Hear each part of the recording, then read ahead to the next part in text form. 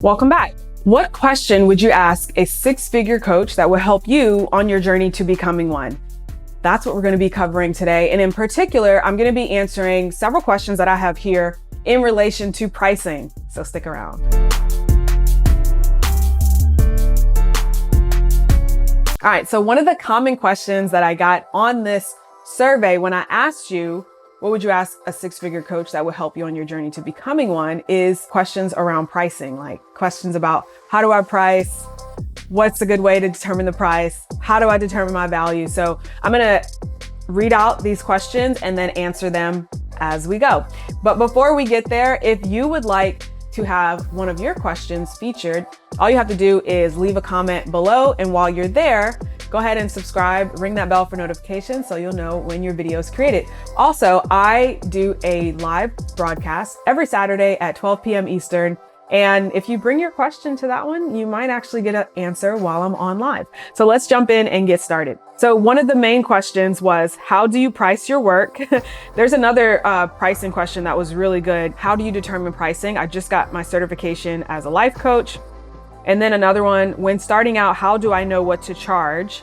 Especially if my own frame of reference for money is skewed low. So this is the one I want to jump into in particular. When I first started my coaching business, I also had a low frame of reference for money. And the reason that I say I had a low frame of reference, and I don't know if this is similar to your situation, to the person who asked this question, but I had a low frame of reference for money because I never really had money growing up. I remember when my parents were ready to buy a house, my dad took on an extra job delivering newspapers, and my mom took on a side job. She wasn't working at the time. She was a stay-at-home mom. She took on a side job working at Waffle House. And I remember we used to help her count her tips. When she got home, we would, put all the coins in the little bundles so that she could take them to the bank and deposit them. And I remember sometimes she used to give us a quarter at the end when we were done. So, good memories there. But I do remember, we were middle class, to just define it. We were middle class and maybe even lower middle class. I don't know in particular, because I remember having a great childhood. I have very good, warm, cozy feelings from childhood. So I'm not saying that I felt deprived. I didn't feel poor. That was what I would say. And for all intents and purposes, I was not poor. But looking back now at my current frame of reference, I can see what life was like then from this frame of reference. And so as I grew up, realizing I didn't really have much money, I did get a job when I was old enough to get a job. So as soon as I was old enough to join the workforce, I did. I didn't have good habits with money. As soon as I made money, I spent it. And I also spent more than what I made because I started getting credit cards, and that led to me owing lots of money. I also borrowed student loans. And so I did not have a great frame of reference with money. And so what this does to someone, and what this might do for you, is that when you feel like you don't have a good relationship with money, it can often prevent you from really seeing the value of your coaching services and your business and what you offer. So let me explain why. So let's say that you have all of this guilt and shame around your debt, or all of this, frustration around why can't I just pay it off? And then you have a potential client that comes in and you want to say a certain rate that in your head is what you should be charging, but you either back down or you drop the price because you're thinking about the debt, and either one, that you're trying to get rid of the debt, or you're thinking about it from a standpoint of, I have debt, so everyone else has debt. And I can't afford this coaching, so no one else can afford it. And that is it's a terrible place to start your coaching business from. And I'll tell you why. Because the skill and the talent that you have is, number one, it's priceless. It's your gift to even be able to provide it for other people. So you shouldn't look at your pricing from a standpoint of what your personal worth is, or even what you'd be willing to sell your coaching for. It really should be priced based on the value and the transformation for the client. And I was once told this, it just stuck with me, which is, you cannot sell from your client's pocket. Meaning, if you are assuming what they can purchase and assuming how resourceful they can get and assuming what they can afford, you're going to mess yourself up each time. But I will also say this is that you also can't sell from your own pocket, like your personal pocket. Like you need to sell as a business owner who looks at, this is what I offer, this is what the value is, and this is how much it is, period. And the problem is that a lot of coaches, when they're starting out, they don't have that confidence in what they offer. They don't have that confidence in what they should charge or the transformation and the value that they're actually providing. And so they go safe. So I did this when I first started my coaching business. I was charging $800 for an 8-week session. I was charging from my own pocket. And I remember the number one thing that allowed me to change that was that I had a conversation with my coach. And I told her about my pricing and she said, you should double that. And I remember thinking like, oh my gosh, like double it? Like I can't work twice as hard. Like if I double this rate, it literally is just going to be because I chose a number, like I plucked a number out of the air. So I remember like at the time, I was also doing a lot of mindset work. I was really getting myself into the vibe of a high ticket coach. Like I really wanted to be a high ticket coach. And I knew that $800 wasn't a high ticket number. So I decided to do her one better. And I was like, okay, well, it's not going to go to $1,600. I'm just going to bump it to $2,000 and I'll see what happens. And I remember being really scared because I was like, what if I offer this rate and no one accepts it? And maybe I'll just go back down. But I remember thinking like, you can't sell from your client's pocket. Just offer it. If they say yes, they say yes. If they say no, they say no. And the very next client that I spoke with and pitched signed up at $2,000. And I talked about this in my video of how I manifested my very first high ticket coaching client. If you haven't seen that, you should definitely watch it. That process of making that offer really just filled me with so much joy.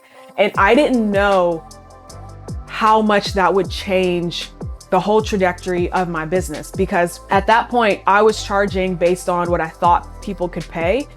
And once I switched it to, okay, I'm just going to pluck this number out of the air, I'm just going to choose a number. Essentially what happened is I started pricing based on the value that I brought to the table. After I charged $2,000 and was able to, get that rate, I started looking at the results that I help my clients achieve. And I remember for that specific client, I was like, I really want to help this person earn back their investment, like before we're done working together. And I set that as my intention. I was like, before 8 weeks is done, they're going to earn $2,000, period. And I remember telling my husband, all right, he was like, well, if that's what you want to happen, you better, work hard. And I remember like I worked my butt off. I made sure that I was doing everything that I was like, okay, we're going to do this and we're going to do this. And like everything that I knew and like my zone of genius was what I brought to the table, what I'm really good at. And I got confident in that. And everything that I brought to the table allowed them to make their investment back in 8 weeks. And it was actually at the 6-week mark, because that's when we launched and did their webinar for the first time. And that was one of the very first clients that I did my You've Got Clients process on, where we worked on the webinar, did a launch, got people on the phone and offered a program. And I remember after that, I was like, okay, I just saw these results. I was able to help them make their investment back. But not only that, now they're able to do the same process over and over and over and over again. And so I still wasn't like confident enough to go much higher, but then I jumped to 33. And at that point, like I had no problem saying that rate. And I stayed at that rate for a little while before I did 4,500, then 10,000 and so on and so forth. And what I learned, especially as a newbie, starting out with a coaching package and pricing, is that as soon as you detach yourself from the need to sign a client, as soon as you detach yourself from any sort of desperate energy, as soon as you detach yourself from anything other than, I know what I have is valuable, I know what we're going to do together is valuable, I know it's going to change your life, therefore, do you want to have your life changed or do you want to stay where you are? As soon as you detach yourself from anything else and you can get in that energy, that's when you will be absolutely fine. So whether you're a new coach, experienced coach, whether you're, just getting started or you have experience, or you've been working with clients for free and now you're trying to charge or whatever, like the main thing is to remember that what you have is valuable. Then from a business standpoint and a marketing standpoint, like go find out what the going rate is in your market, but don't talk to broke coaches. don't ask someone who's like barely getting by what they're charging, because then like you're going to be in the same boat as they are, and neither one of you guys are gonna have a paddle, right? So go speak with someone who is doing well and ask them, what are you charging? And you might even ask like, what was your progression on the way there? Because it's likely, if you ask them what they're charging and they're like, I charge $25,000 for a marketing plan, for example, then you might be like, okay, well, I'm not ready to charge $25,000. And so I'll say one more thing on that, which is sometimes you have a number that you want to charge or where you see your business going, but you're not quite ready to get there yet because you just don't have the confidence to back yourself in that number. And there's two things that you can do in order to get that confidence. One thing is to have a coach who's like, you can do it, and you can borrow their confidence, which is what I did with my coach. But the second thing that you can do in order to get that confidence to back that pricing is to essentially like fail forward and just throw it out as your number, and then be okay with like, if someone does take it or doesn't take it, like it's okay. But the problem that a lot of coaches run into is that like they need to eat and like you want to make money, you want to, make your business work, and like you can't wait to get so many no's before, you get that one yes for that $25,000 package. And so that's where a lot of coaches start backing down. We're like, okay, I'm just going to do a safe rate right now. But the problem is that energetically, if there's a rate that you should be charging and you're not charging that rate, you're not going to book clients at the cheaper rate that you want. So like you're essentially shooting yourself in the foot. So your number one priority is to energetically back yourself at the rate that you want to charge. And what I will even say is if you choose a rate and it doesn't feel scary, a little scary, it feels like very safe, like, yes, I know I can charge this, then you probably should start by doubling that rate. And I say that knowing that a lot of clients who come to me, they start out with, I think I'm going to charge $1,000, or I want to charge $800, or even I want to charge $3,000. But I can tell, like I'm an empath, and so I'm really good at reading energy, and I can tell when someone says something, but they really don't have the energy backing that number. And I'll ask like, okay, well, what made you choose that rate? And they'll usually say something like, oh, I don't know, it sounds like a good rate. And I'm like, okay. So then we kind of go through the coaching process and figure out what their true happy number is. But usually it ends with them doubling or more that rate. There's only one client who's come to me who like had an expansive rate that she knew, like she was like, I'm just starting out. I know this probably seems like a lot, but this is the rate that I want to charge, and this is the rate that it is. And I was like, oh, perfect. If that's what you want to charge, like, let's do it. We will structure your marketing and position yourself around your pricing. And I will say one more thing on this. I didn't plan out this video, obviously, because I'm just kind of like going on tangent. I hope it's okay if I share more than I was expecting. So the key is to structure your marketing around your pricing. And the main problem that I see a lot of coaches have is that their marketing is saying that they should be charging this versus the price that they're actually charging, which is up here. So and by marketing, I mean like your messaging, your online visuals, and just like how you show up in general. So if your pricing reflects a position that you don't show in your marketing, like if your pricing reflects that position, but your marketing doesn't, like it's disjointed. So let's say, I'm just going to throw some numbers out there, right? So let's say you're saying that you're charging, $10,000 for a coaching package, but someone tries to go to your website and it says like not secure up at the top bar. That's a problem. And there are people who have that, they have that going on where it's like, if you're charging $10,000 for a coaching package, like you can't hire somebody to fix your website so it doesn't say not secure. Like, that's a problem. There's a problem there.